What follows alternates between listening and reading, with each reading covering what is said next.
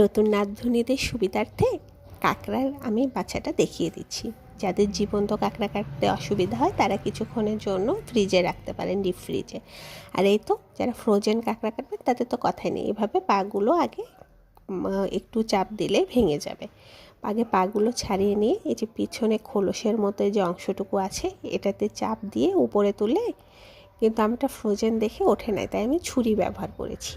যাদের অসুবিধা ছুরি ব্যবহার করে পিছনে চাপ দিলে পুরোটাই ওটা উঠে যায়।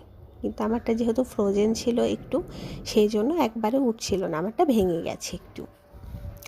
এই তো এভাবে চাপ দিয়ে আপনারা তুলতে পারেন। এটা পুরোটাই পিঠের খোলসটা উঠে যাবে। আর পিঠের খোলস তো খেতে পারবেন না, কারণ এটা শক্ত হয়। এ তো পুরো পিঠের খোলসটা ফেলে দিতে হয়।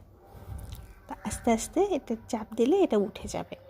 আমারটা ভেঙে গেছে, এই যে উঠে গেছে মোটামুটি।